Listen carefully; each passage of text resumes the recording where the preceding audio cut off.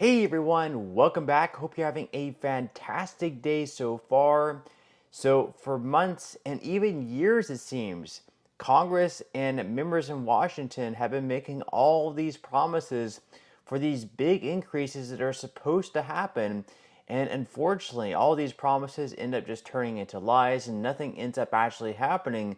But finally, it looks like we actually have some bills that have momentum behind them. So we're going to be covering a couple different bills in this video. But before we go ahead and dive into it for today, if you would like to receive up to $200 in free stock or $200 in free cash, in a pinned comment below, I will be leaving a link to Robinhood. All you have to do is once you click on that link is just sign up for a free account and then simply link your bank account.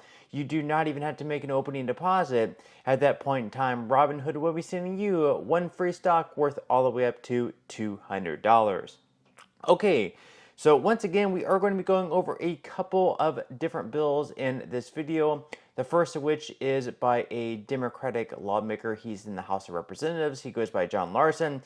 And this one is called the Social Security 2100 Act. It would do a lot of things, but we're just going to let him do the speaking. This is him on the floor of Congress recently, pushing his colleagues to pass this bill through the House. Watch.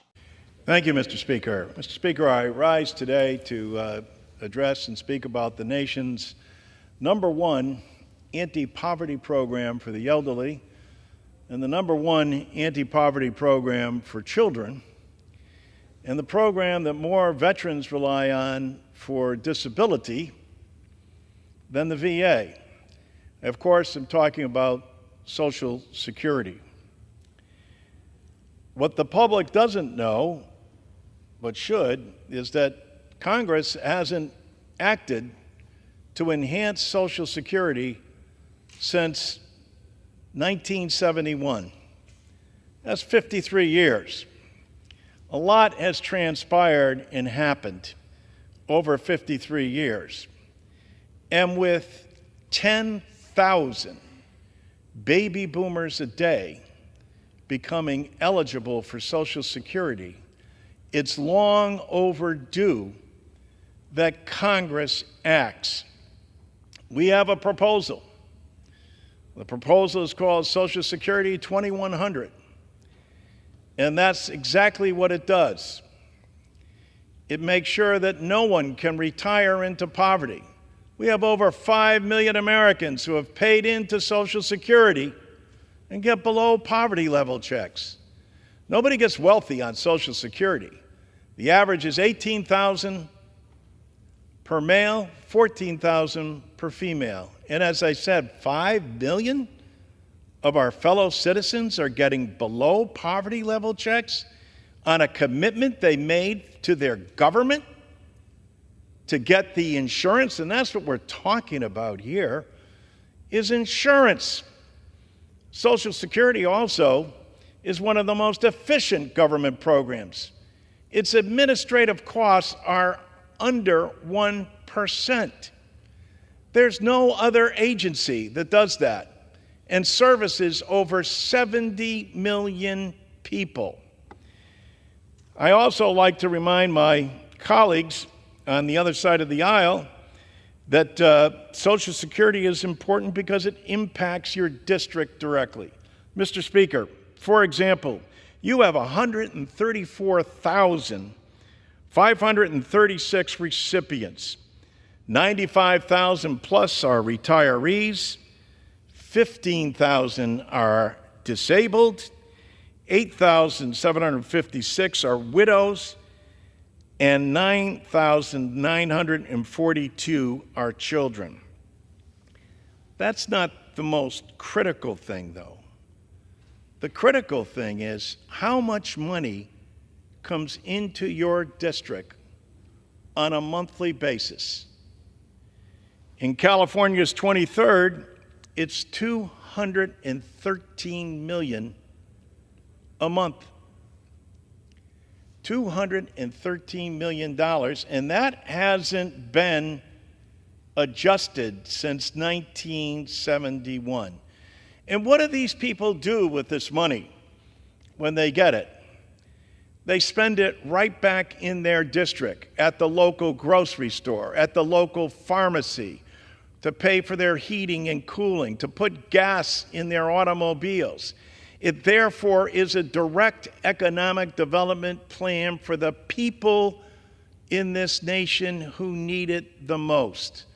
For more than 40% of Americans, Social Security is the only benefit they have. They don't have benefits like the federal government has or like the United States Congress has.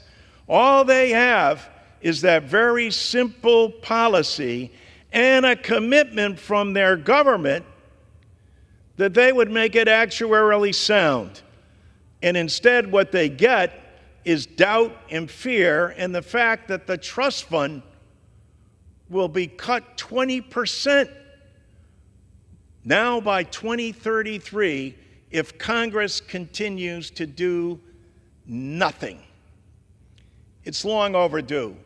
Why is it, citizens must ask, that Congress can't come together to take care of the very citizens we're sworn to serve on an insurance plan that's the most efficient in government, operating at under 1% administrative costs? You can't find another agency in the private sector, and I hail from an insurance capital. To administer insurance is anywhere from 15 to 26%. In government, they do it for under 1%. Act, Congress. So we just heard Larson speak there, and among many things that this bill would do is that across the board it would raise benefits for everyone by 2%. It would also increase the special minimum benefit to 25% above the federal poverty line, which could work out to an increase of close to right around $500 per month for those receiving the bare minimum. It would also change the cost of living adjustments from the CPIW over to the CPIE, which would result in larger increases each and every year. And it would also do a lot more than that. Now, on top of that bill, they're also going to be voting on a bill called the Social Security Fairness Act very, very soon. And what this bill would essentially do is that if you're like a public sector worker, but you also worked in the private sector as well, because you receive a pension because you worked in the public sector, whether you were a firefighter, a police officer, a teacher, or anything else, just because you receive a pension, your Social Security benefit comes in a lot less than what it actually should be. So up on the screen here, we can see a recent article from the Texas Retired Teachers Association.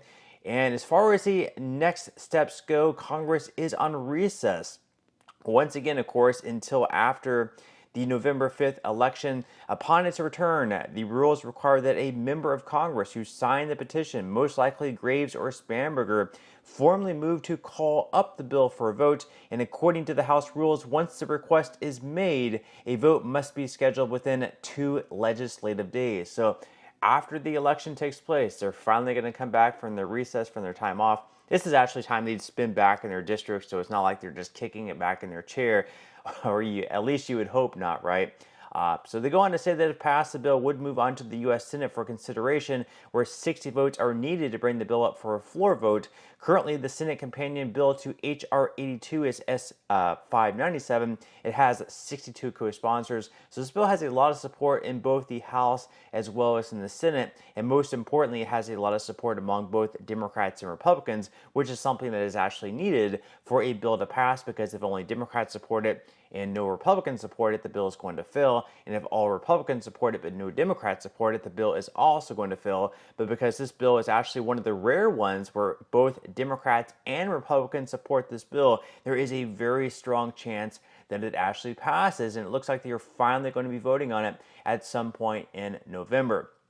Now, they go on to say, as far as the impact on public sector workers go, if enacted, the Social Security Fairness Act will significantly impact nearly 3 million Americans, including public school teachers, police officers, and firefighters. The repeal of the WEP and GPO will ensure that these individuals receive the full Social Security benefits that they have earned through their services and contributions. So this is one of the bills that actually has a very, very strong chance of passing.